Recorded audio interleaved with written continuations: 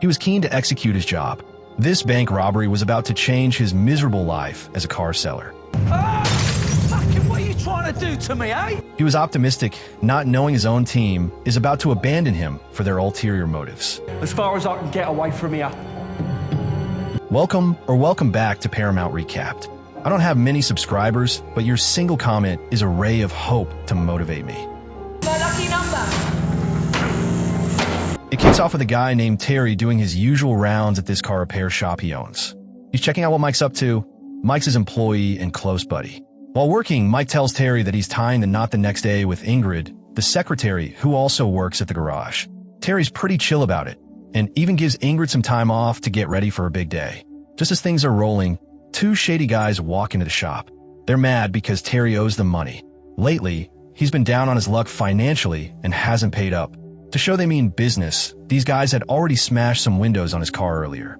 Terry tries to smooth talk them, promising he'll sort out the money soon, but they're not buying it. They warn him straight up, cough up the cash within a week, or they'll come back and make life miserable. While Terry's still soaking all that in, his old friend Martina drops by. He's surprised. It's been forever since they last talked. She doesn't waste time and says she's got a business opportunity for him, something that could earn them a boatload of money. She asks to meet him later that day to talk details, and Terry agrees, though he's a bit suspicious. Meanwhile, in another part of the story, the top guy at the FBI is having a meeting with his team.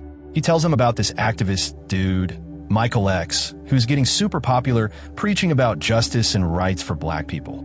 Publicly, he looks like a hero, but behind the scenes, Michael's mixed up in drugs and shady stuff. He's got dirt, serious dirt, on government officials. Pictures, documents, blackmail material, all locked up safe in a deposit box at Lloyd's Bank. The problem is, they can't just bust him without those pictures. They need someone else to steal that stuff for them without it looking like an official operation. Jack, one of the FBI assistants, pipes up and says he's already got a plan in motion. Civilians would do the dirty work without knowing the real reason. The boss gives the green light. Back to Terry. He meets up with Martina again.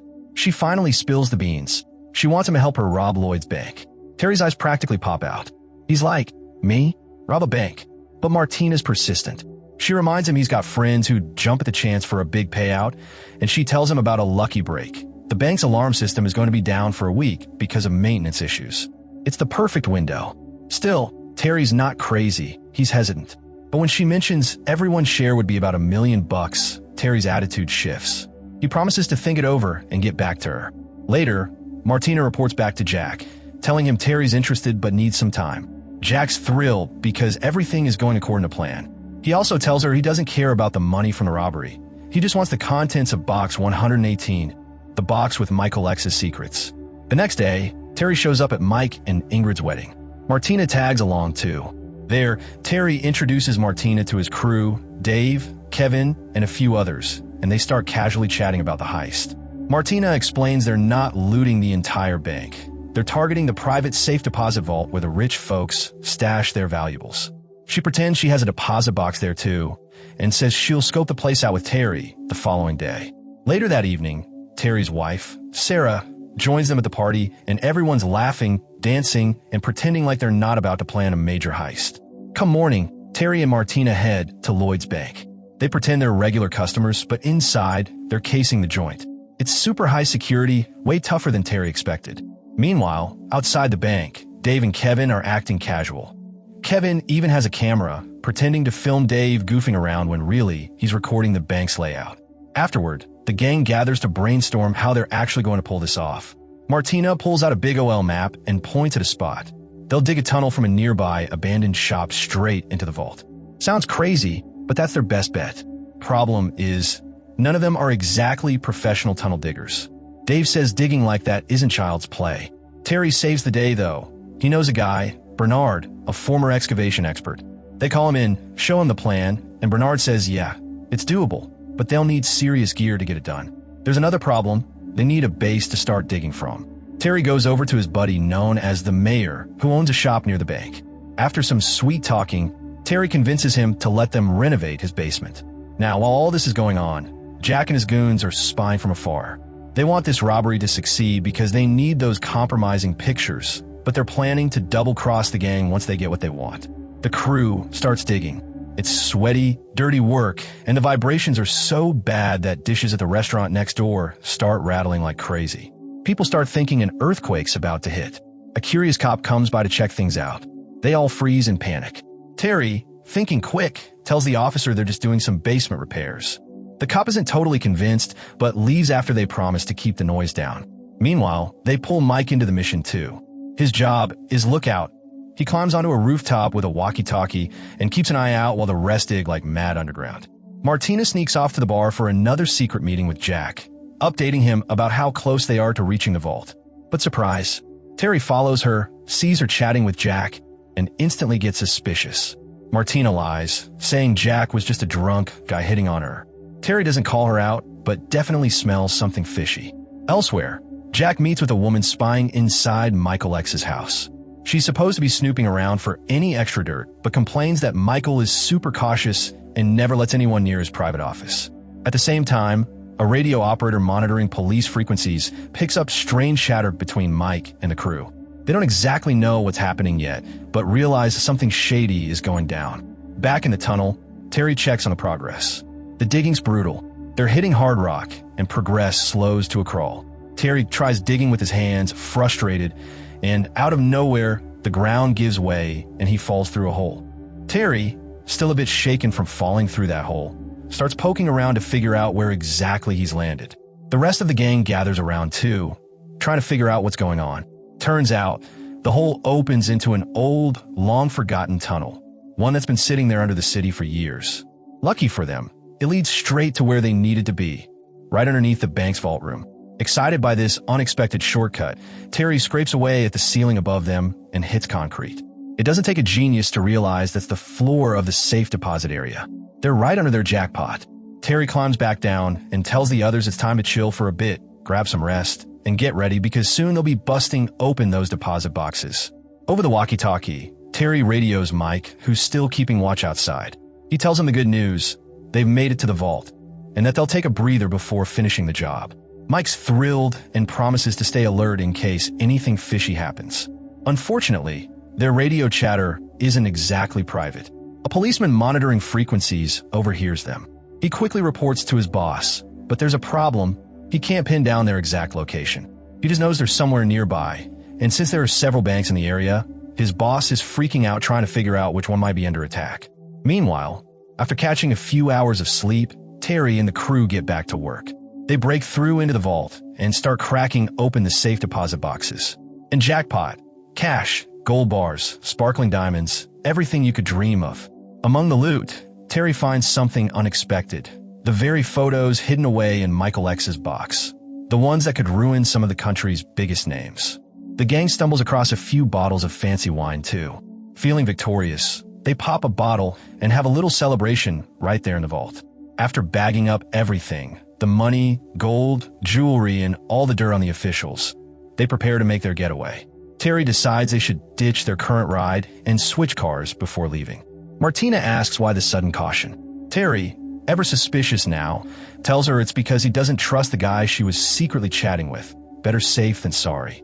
They drive off and head to an old abandoned warehouse Terry used to run as a repair shop. Once there, they split up the loot.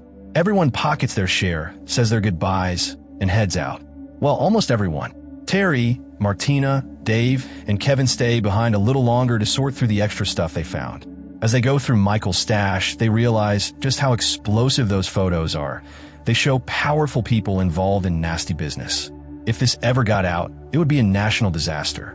Martina finally comes clean. She confesses that Jack, yep, the same Jack from the FBI, was the one pulling the strings all along. He didn't care about the loot. He just wanted the photos to save his bosses from a scandal. Terry blows up when he hears this. He's furious that Martina kept them in the dark.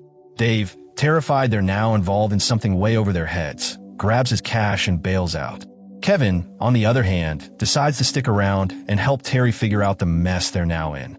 Martina, realizing she can't lie anymore, calls Jack. She accuses him of trying to screw them over and tells him if he still wants the pictures, he better meet her in person, alone, at a nearby subway station. Jack agrees, knowing he doesn't have much of a choice. Meanwhile, on another side of town, businessman Jason, who had some shady dealings with Michael X, hears about the bank robbery. Panic sets in. He immediately calls Michael, who tells him to handle it fast before anyone starts poking around too much. Terry heads to the subway station to meet Jack. He doesn't bring all the photos, though, just a couple as bait. He hands them over and makes his demands clear. Real, fake passports for himself, Kevin, and Martina. They want out of the country, and they want out fast. Jack tries to wiggle his way out of it at first, but Terry's not playing games. Jack realizes he's cornered and promises to deliver. Later, Jack meets with his bosses and tells them about Terry's deal. They reluctantly agree, knowing they have no choice if they want to cover up the scandal. Meanwhile, Jason starts putting two and two together. He remembers seeing Dave lurking around just days before the heist. Jason figures Dave must have been involved. He sends his men to grab Dave, pretending to be cops. After roughing him up a bit, Jason demands to know where the stolen goods are. Dave tries to act tough at first, but after some more convincing, he spills everything. Jason's men race to the garage Dave mentioned, but they find it empty. Frustrated, they move on to Terry's actual workplace. They don't find Terry there either, but they do grab Mike, using him as a bargaining chip. They hand Mike's wife a phone number and tell her Terry needs to call it, or else. Meanwhile, back home, Terry's wife gets the terrifying news. She's heartbroken and terrified for Terry. When Terry finally calls her, she begs him to come home safe. Terry, trying to sound braver than he feels, tells her not to open the door for anyone and promises he'll sort everything out. Terry also calls Ingrid, who's crying, and tells him Mike's been kidnapped and give him a number she was forced to memorize. Terry calls the number, and guess who answers? Jason himself.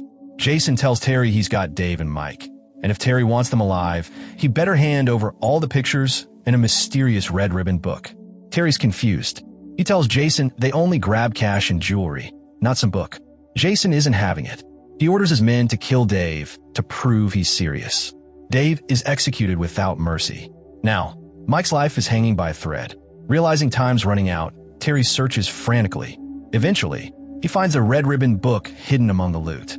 Flipping through it, Terry realizes it's a complete list of dirty cops and officials tied to Michael and Jason's underground empire. Terry hatches a desperate plan. He tells Martina and Kevin there's no way they're giving the photos to Jack just like that, and no way they're handing over the book to Jason without backup. They're all dead either way if they mess this up. Instead, Terry decides to play both sides. He'll expose Jason and use the photos to secure their fake passports.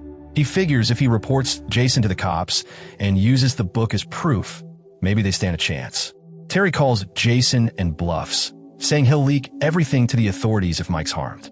Jason, scared of being exposed, agrees to meet at the subway station for a trade. On the way there, Kevin slips away and finds an honest cop, one who isn't on Jason's payroll. Kevin shows him part of the damning list and convinces him to come along to the station to arrest Jason. When they get to the subway station, Terry first deals with Jack's boss. He hands over all the photos and gets their new fake passports in return. Then he moves to rescue Mike. As Jason and his thugs show up, Terry ambushes them. The police, tipped off by Kevin, swoop in and arrest Jason and his men before they can react. At first, the cops also slap cuffs on Terry and his crew for the bank robbery. But Jack pulls some strings, tells the officers to cut them loose, and the case gets buried to avoid the embarrassing scandal becoming public. Terry hands over the red ribbon book to the honest cop, who uses it to bring Michael X down once and for all. With no more leverage to blackmail officials, Michael is finally arrested and sent away. Terry, Martina, Kevin, and Mike make it back home safe. They celebrate quietly, knowing they pulled off not just the biggest heist of the decade, but also took down a corrupt empire in the process. And the crazy part? This wasn't some made-up Hollywood story. It all actually happened. A real heist where everyone walked away with millions in today's money. That's where the story ends. Thanks for sticking around. If you like this story, give a thumbs up